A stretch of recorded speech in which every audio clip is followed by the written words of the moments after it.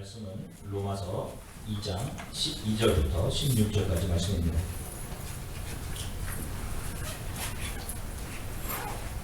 로마서 2장 12절서부터 16절까지 말씀을 저와 여러분들이 함께 하나님의 말씀을 읽으시겠습니다. 함께 읽으시겠습니다. 무릇 율법 없이 범죄한 자는 또한 율법 없이 망하고 무릇 율법이 있고 범죄한 자는 율법으로 말미암아 심판을 받으리라. 하나님 앞에서는 율법을 듣는 자가 의인이 아니요 오직 율법을 행하는 자라야 의롭다 하심을 얻으리니 율법 없는 이방인이 본성으로 율법의 일을 행할 때에는 이 사람은 율법이 없어도 자기가 자기에게 율법이 되느니 이러한 이들은 그 양심이 증거가 되어 그 생각들이 서로 혹은 고발하며 혹은 변명하여 그 마음에 새긴 율법의 행위를 나타내느니라. 곧 나의 복음에 이른 바와 같이 하나님이 예수 그리스도로 말미암아 사람들의 은밀한 것을 심판하시는 그날이라. 아멘. 잠시 기도하겠습니다. 사랑해 주님 감사합니다. 이제 저희들이 하나님의 임재를 간절히 소망하며 하나님을 찬양했고 이제 하나님의 말씀을 기다립니다. 온전히 선포되는 하나님의 말씀과 복음만이 우리를 하나님께로 돌이키고 우리를 회복하고 고치게 하는 능력이 있음을 믿습니다. 성령께서 도와주셔서 저와 이곳에 있는 성도들의 마음을 만져주시고 하나님 마음의 눈이 뜨여져서 하나님을 믿음으로 고백하고 받아들이고 또 하나님의 말씀이 이들의 마음을 고치는 경험을 하는 그런 귀한 말씀 선포 시간 되도록 성령께서 도와주시기를 간절히 소망합니다. 감사드리며 예수 그리스도 이름으로 기도드립니다. 아멘. 할렐루야. 자, 여러분 한 주간 동안 평안하셨습니까? 잘 지내셨어요? 자, 우리 옆분들과 서로 인사를 좀 나누도록 하겠습니다. 잘 지내셨습니까? 우리 이렇게. 네, 반갑습니다. 자, 계속해서 로마서를 통해서 하나님의 말씀을 나누도록 하겠습니다. 사회와 사람을 연구하는 사회학의 커다란 주제 중에 하나는 과연 무엇이 인간의 행동을 유발하는가, 무엇이 인간의 자아를 형성하게 하는가 하는 것입니다. 인간이 자신에 대한 바른 인식을 발견하고 도대체 무엇이 그로 하여금 그런 사회적인 행동들을 보이게 하는가 하는 것이 사회학의 커다란 주제 중에 하나인데요. 이것이 심리학과도 아주 깊은 관련을 가지고 있는 주제이기 때문에 사회학과 심리학이 사회심리학이라는 영역에서 서로 만나서 대화하게 되는 그런 주제이기도 합니다. 사회학에서 바라보는 인간의 행동은 많은 부분 사회의 관계 속에서 이해되고 해석되어져요. 특별히 미국에서 일어났던 1900년대 초반 미국 행동주의 사회학에 많은 영향을 미쳤던 커다란 두 사회학자가 있는데 그 중에 찰스 폴튼 쿨리라고 하는 사람은 자신의 자아를 인간이 파악하게 되는 것은 우리 자신이 스스로의 생김새를 반사된 거울을 통해서 확인하듯이 나를 둘러싸고 있는 다른 사람들의 나에 대한 반응을 통해서 나 자신의 자아를 파악하게 된다. 이런 이야기를 했습니다. 그래서 쿨리의 거울자 The Looking Glass Self라는 이 개념을 쿨리가 1900년대 초반에 제시를 했습니다.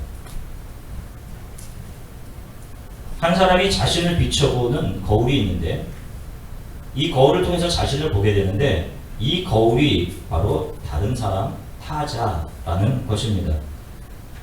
그래서 간략히 이야기해 보면 먼저 내가 남들에게 어떻게 보여질까 나를 객관화하는 상상을 하고 남들에 대한 나의 평가가 어떤 것일지를 생각하고 다른 사람들의 반응에 대한 자신의 감정을 정리하는 과정에서 내 자아가 형성된다. 이렇게 이야기하는 겁니다.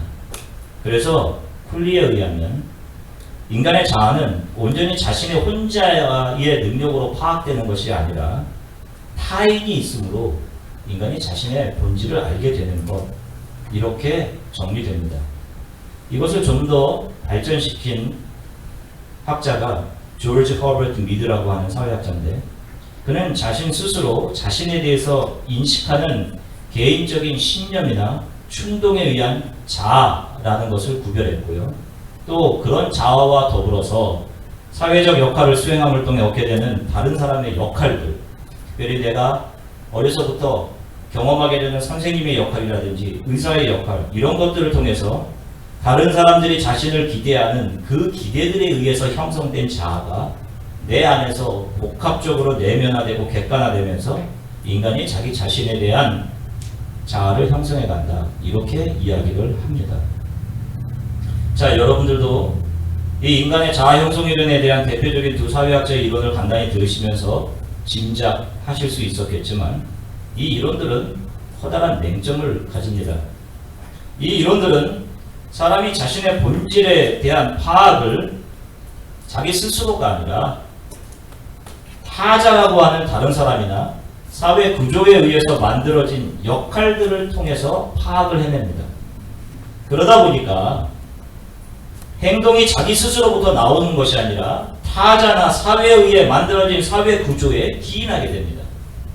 이런 맹점을 가지다 보니까 자기 스스로 자기 자신의 내면으로부터 오는 인간의 악함이나 약함, 이기심, 미움과 자기 중심적인 생각으로부터 나오는 모든 더러운 것들이 무엇 뒤에 감추어질 수 있게 되느냐 하면 바로 타자, 다른 사람, 그리고 사회 구조에 의해서 만들어진 역할들, 이런 사회 구조들 뒤에 자신의 악한 본성, 인간의 자아가 숨을 수 있게 하는 것을 허용하게 됩니다.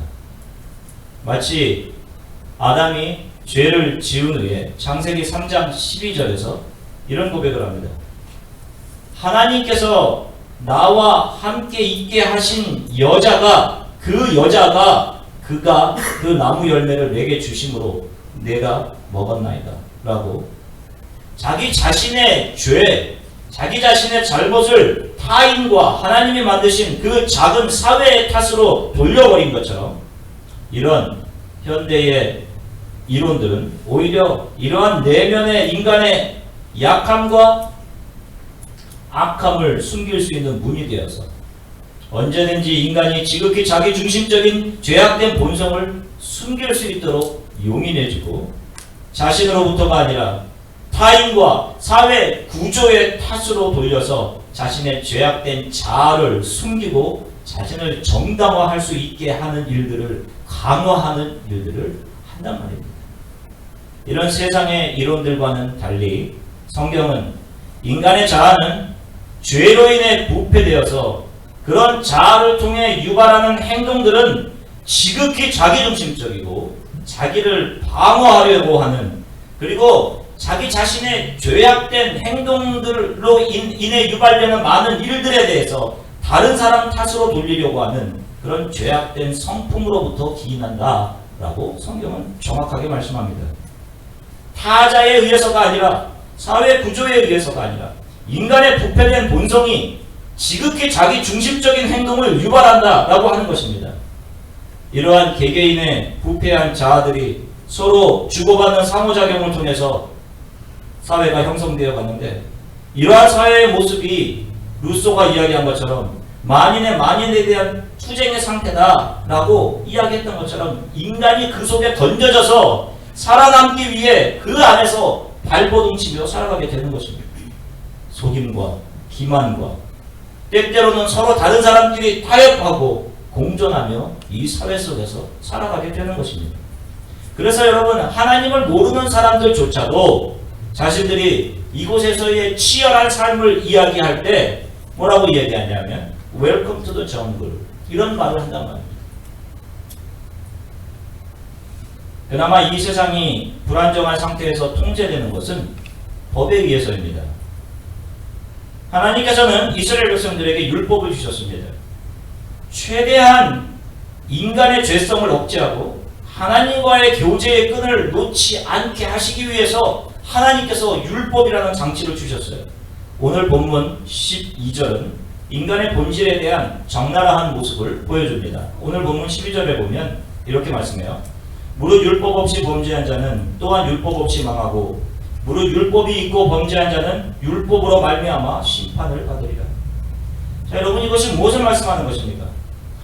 이것은 인간이 아무리 고등화된 법을 가지고 있다고 해서 그 사회가 좀 더 고상한 사회이고, 그러한 법을 가지고 있는 사람이, 그러한 규칙을 가지고 있는 사람이 좀 더 고상한 것이 아니고, 또 그것을 지킨다고 해서 인간이 더 선하고 더 지적이고, 그래서 인간의 이성을 신뢰할 만한 것이다 라고 할 것이 아니라, 율법이 있건 없건 상관없이 인간의 본성은 심히 썩어서 타락한 상태이기 때문에 율법을 범한 사람은 그 범한 죄의 결과로 심판에 이르게 되고, 법이 없는 자를 역시 그 죄성과 자기 스스로 살 수 있을 것이라는 교만으로 인해서 영원한 죽음에 이를 수밖에 없다, 이 말씀을 하고 있는 것입니다.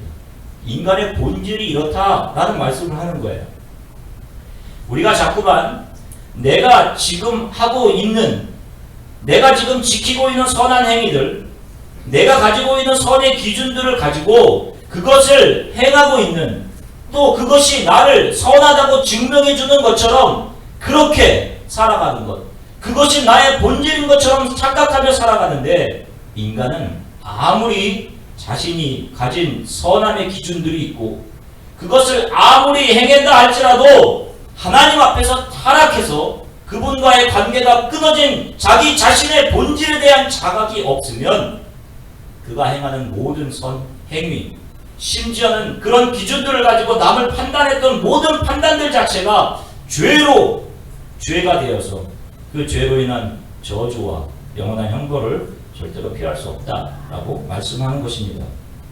여러분, 문제는 사람들이 자기 자신의 본질을 바라보지 못하고 지금 자기 자신이 입고 있는 세상적인, 사회적인 옷들, 자기가 행하는 어떤 일들을 근거로 자기 자신을 선하다, 혹은 자기 자신에게는 아무런 문제가 없다 스스로 평가하는 거예요. 여러분들 지금 여러분들의 상태를 어떻게 평가하십니까? 수많은 사람들이 교회에 참석하고 헌금하고 교사도 하고 성가대도 하고 소그룹도 참여하면서 교회 생활을 합니다. 그러나 여러분, 기독교의 가장 중요한 것은 자신의 본질을 발견하는 거예요. 내 본질이 다른 사람이 아닌 하나님 앞에서 드러나는 것입니다. 이것이 기독교의 핵심이에요. 내 안에 있는 죄성의 참담함과 이 수고로운 세상을 살아가면서 나의 이기심과 타인의 이기심이 부딪히면서 만들어낸 수많은 상처들, 비참함 속에 갇혀서 죽음을 향해 서서히 다가가게 되는 자신의 상태를 발견하는 것이 예수 그리스도를 발견하는 첫 디딤입니다. 그런데 자꾸만 눈에 보이는 것, 겉껍데기에 신경을 쓰고 겉으로 드러나는 종교적인 행위들로 자신의 부패한 타락과 본성들을 감추려는데 큰 문제가 있는 거예요. 나의 영혼의 상태에 대한 진지한 고찰, 내가 지금 죄의 비참함 속에서 영원한 죽음으로 가고 있는 존재임이 발견되지 않은 채 이루어지는 교회 안에서의 수많은 일들과 봉사의 일들은 무의미한 것입니다. 의미가 없어요. 아니, 잠시 자신의 자아에 만족은 될 수 있을런지 모르겠지만 나의 구원과는 전혀 관계없는 일들입니다. 여러분, 교회들 보십시오. 교회들 마찬가지입니다. 사람들에게 내 기준이 선이다 라고 하는 그런 옷들과 종교적인 행위로 둘러싼 사람들의 옷들을 벗겨주어야 하는 것이 교회입니다.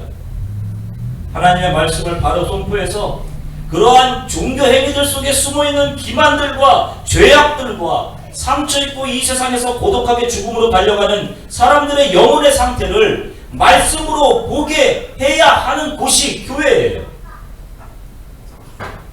이것이 영원한 생명과 관계되어 있기 때문에 말씀 선포가 그만큼 중요한 것입니다.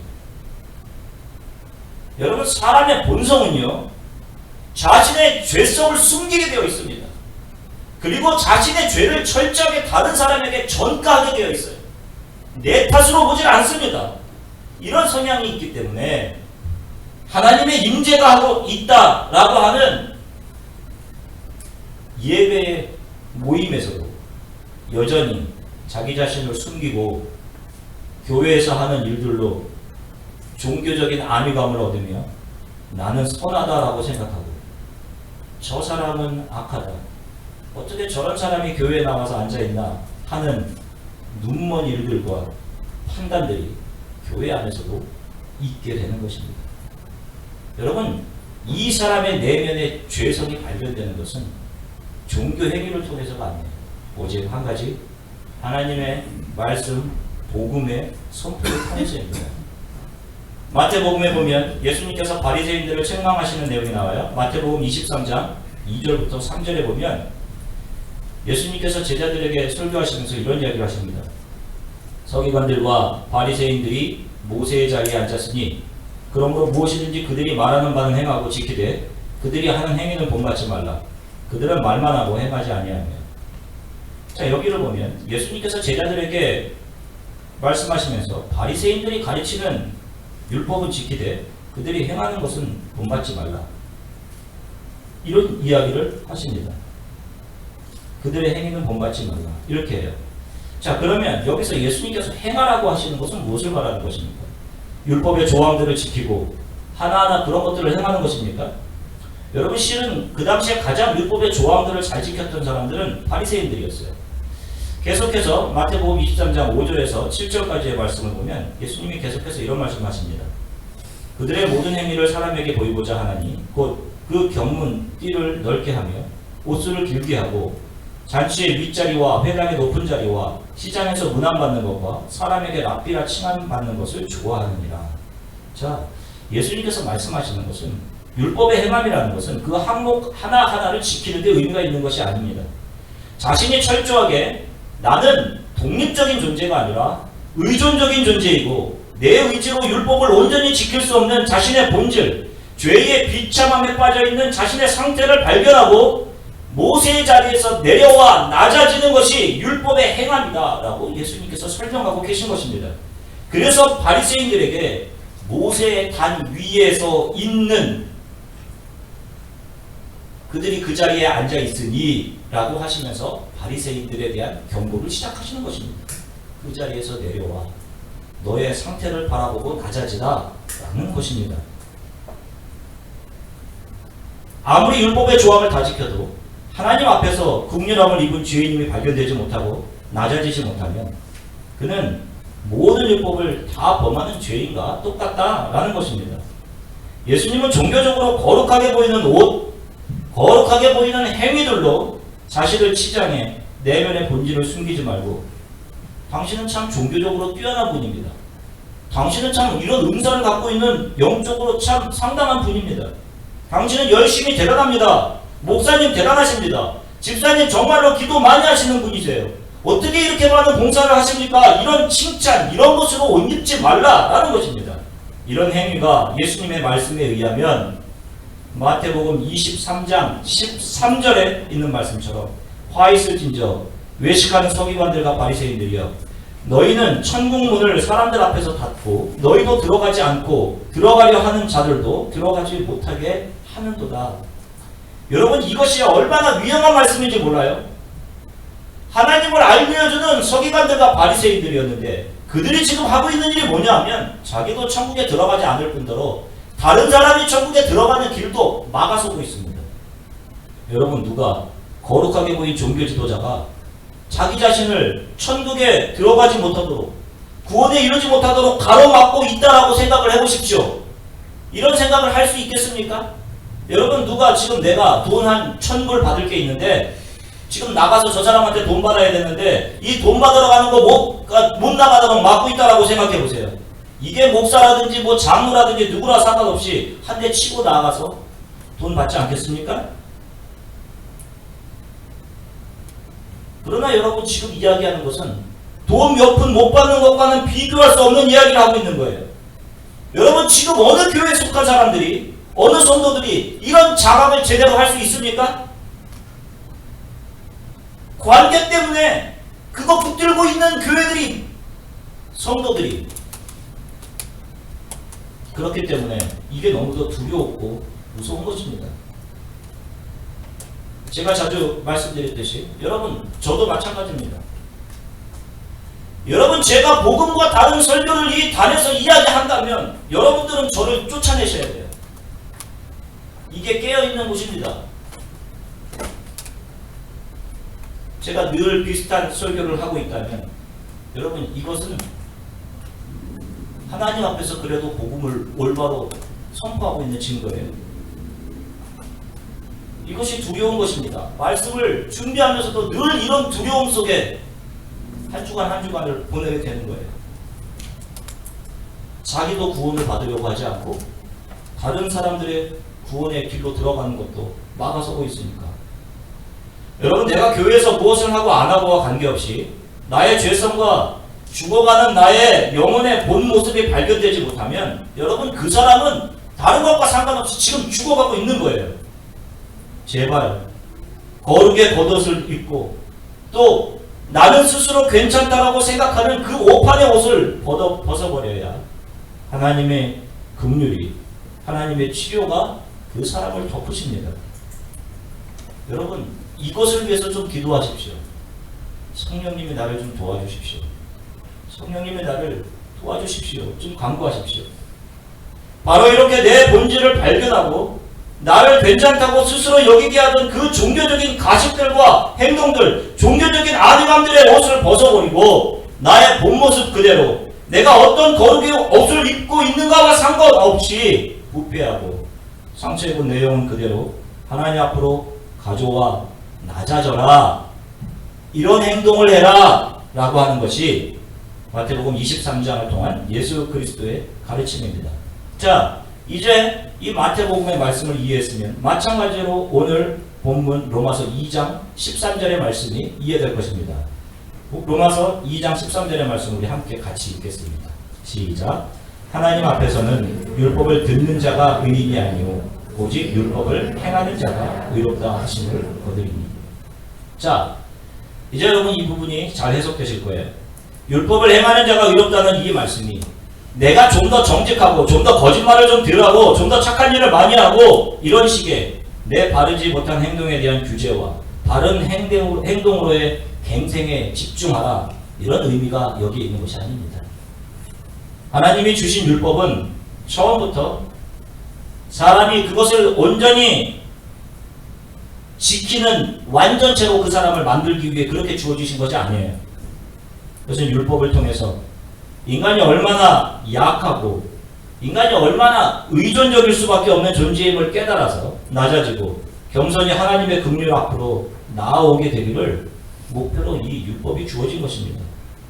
내 안에 있는 악과 죄로 인해 비참에 빠져서 힘겹게 살아가고 있는 인간의 본질을 드러내기 위한 도구가 바로 율법에 숨겨진 목적이었습니다.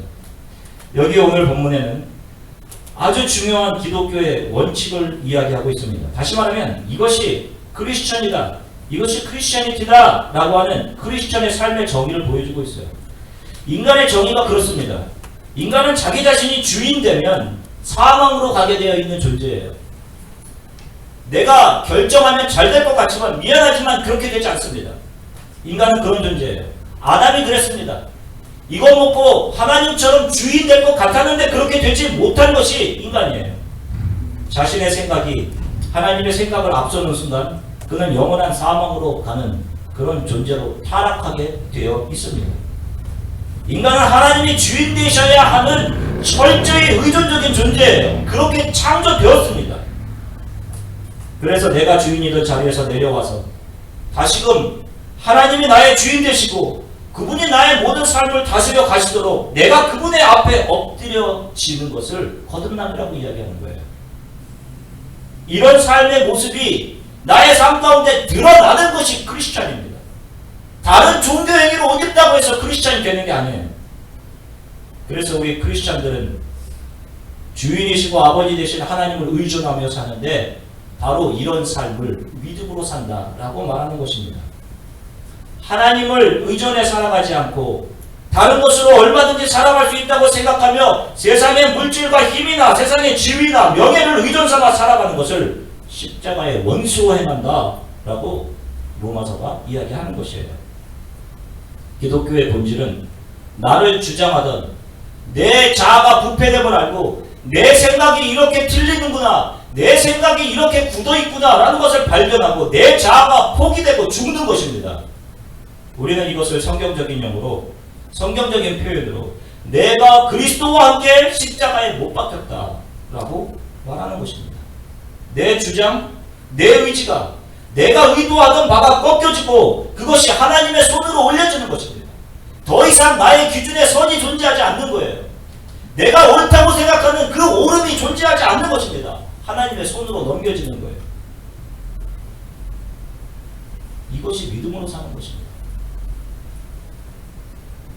내가 지금 교회에서 아니면 교회 밖에서 종교적인 어떤 일들이나 선행을 하고 있다는 사실에서 신앙적인 위안감을 얻으시면 안 돼요.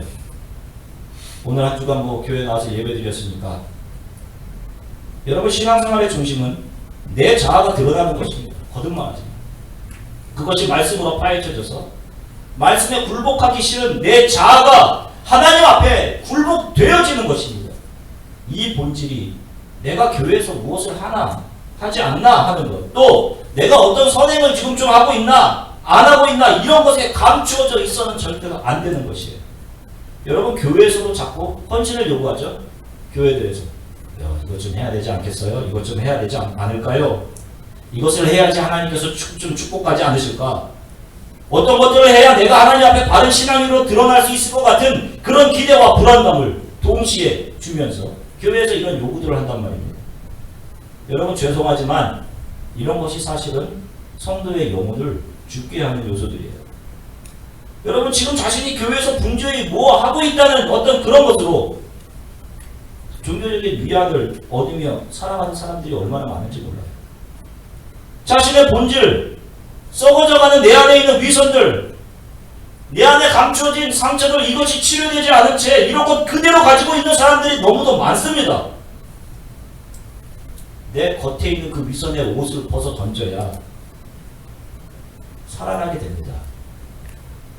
여러분 저는 그렇게 생각해요. 여러분 교회 와서 아무것도 안 하셔도 상관없어요. 그러나 말씀을 듣는 가운데 여러분들의 본질만은 반드시 발견하셔야 됩니다. 내가 어떤 상태에 있는지가 발견돼야 돼요. 내 존재가 어떤 존재인지 하나님 앞에서 솔직히 이것이 드러나야 됩니다. 이것을 드러내는 것이 하나님의 말씀의 능력이에요. 말씀이 내 의지와 부딪혀서 내 의지가 깨지는 말씀에 순복하는 일이 말씀을 들은 사람들 사이에서 일어나게 되는 것입니다. 복음 선포가 하는 일이 바로 이런 것이에요. 이렇게 하나님 앞에서 자기 자신이 드러나면 자신의 부패와 죄성과 함께 그 죄를 덮어주시는 하나님의 한량없는 은혜와 사랑을 경험하게 됩니다. 이것을 경험한 사람들 마치 예전 캘리포니아 해변에서 인생을 아무런 의미 없이 절망과 패배감 속에 술과 마약과 이런 것으로 지내던 흑인들, 이런 흑인들이 척 스미스 목사님을 만나서 예수 그리스도를 알게 되어서 자신들의 감격을 그들이 결성했던 마라나타라고 하는 찬양팀을 통해 표현했던 찬양의 고백들, 작은 불꽃 하나가 불을 일으키어 곧 주위 사람들 그 불에 못 녹이듯이 주의 사랑을 이같이 한번 경험하면 주의 사랑을 모두에게 전하고 싶으리. 산 위에 올라가서 세상에 외치리. 내게 임한 주의 사랑을 전하기 원하네. 이렇게 찬양하고 헌신할 수 있게 되는 것이에요. 이런 사람들이 자신의 삶을 기쁘게 자발적으로 주의 나라를 위해 드리게 되어 있는 것입니다. 누가 뭘 하지 않아도 주의 일에 자신의 탤런트와 시간과 물질의 모든 것을 들여서 헌신할 수 있게 되는 거예요. 제 시간과 물질, 제 탤런트는 주를 위해서 늘 준비되어 있습니다 라고 할 수 있는 거예요. 여러분 이런 사람들의 섬김 속에서 하나님의 긍휼이 그대로 카피되어서 나타나게 되는 것이고, 이런 삶을 보는 사람들이 그 삶을 속에서 하나님의 긍휼과 하나님의 영광을 보게 되는 것입니다. 하나님의 나라의 근본 원리는 낮아짐에 있어요. 자신의 본질을 발견한 사람은 가장 낮은 곳으로 내려가게 되어 있습니다. 구원의 본질을 표현해 주신 예수님처럼 자기가 하나님이라 주장하지 않으시고 아무런 모양 없이 사람들에게 오셔서 그분은 사람들에게, 저와 여러분들에게 자신을 맞추어 주셨습니다. 이것이 십자가의 원리, 구속의 원리, 기독교의 핵심 원리인 낮아짐의 원리입니다. 이것이 우리 삶에서 없으면 예수를 모르는 사람입니다. 예수를 경험하지 못한 사람이에요. 예수 그리스도를 경험한 자들은 이렇듯 자신의 삶의 모양을 formless, 나는 formless, 폼이 없습니다, 이렇게 여기고 다른 사람들에게 자기 자신을 맞추고 그들과 같이, 그들의 모양과 같이 되어서 그들을 이해하고 섬기는 삶을 살아가게 됩니다. 다른 종족들이 주 예수가 필요하기에 그들에게 다가가 그들과 같은 모양으로 섬길 수 있게 되는 거예요. 이런 크리스천들이 서 있는 곳에 하나님의 구원과 통치가 임하게 되는 것입니다. 지금까지 내가 해온 일들, 참아온 일들, 교회에서 했던 일들이나 사람들의 관계 사이에서 했던 일들이 하나님 제가 이만큼 했는데요 라고 하는 하나님 앞에서 내가 온 것을 드러내고 주장하는 것이 된다면 미안하지만 그것은 지금까지 자기 혼자 그 일을 해온 것이고 그것은 여전히 그가 수고로움과 비참함 속에서 허덕이고 있음을 증명하는 것이 됩니다. 예수님께서 말씀하셨어요. 마태복음 11장 30절에서 이런 말씀하십니다. 11장 28절에서 우리가 다 아는 것처럼 수고하고 무거운 짐진 자들아 다 내게로 오라 내가 너희를 편히 쉬게 하리라 라고 말씀하시고 난 후 바로 11장 30절에서 이는 내 멍에는 쉽고 내 짐은 가벼움이라 하십니다. 왜 가볍습니까? 주님의 사랑이, 그분의 긍휼이 내 짐을 밑에서 떠받쳐 올리고 있기 때문에 그래요. 아무리 내 짐의 무게가 100파운드, 1000파운드가 돼도 무엇인가 아래에서 100파운드, 1000파운드 이상의 힘으로 그것을 받쳐주고 있으면 내가 느끼는 무게의 힘은 지금 아무것도 없는 것입니다. 하나님이 나를 사랑하신 사랑은 100파운드 정도 이런 것이 아니에요. 잴 수가 없는 것입니다.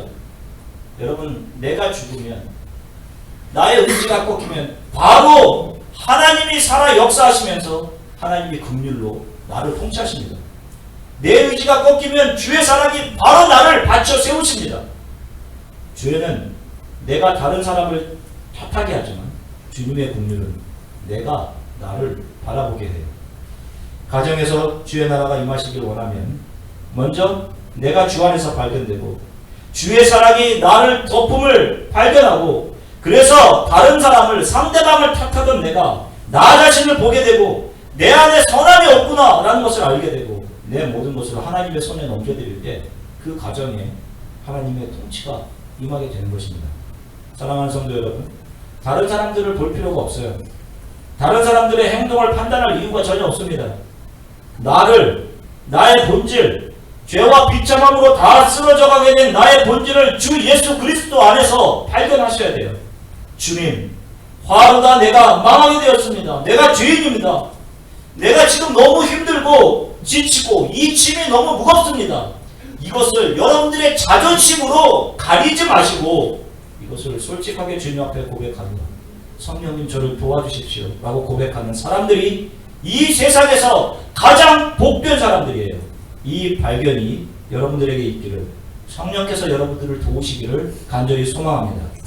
모든 인생의 무거운 짐들이, 가정에서의 모든 힘든 관계들이 주 예수 그리스도 안에서 발견된 여러분들로 인해 주가 다스리시는 가장 아름답고 사랑이 넘치는 공동체, 그러한 가정으로 변화되어 가기를, 그러한 우리 주 안의 교회가 되기를 주 예수 그리스도 이름으로 간절히 축원합니다. 우리 잠시 기도하겠습니다. 하나님,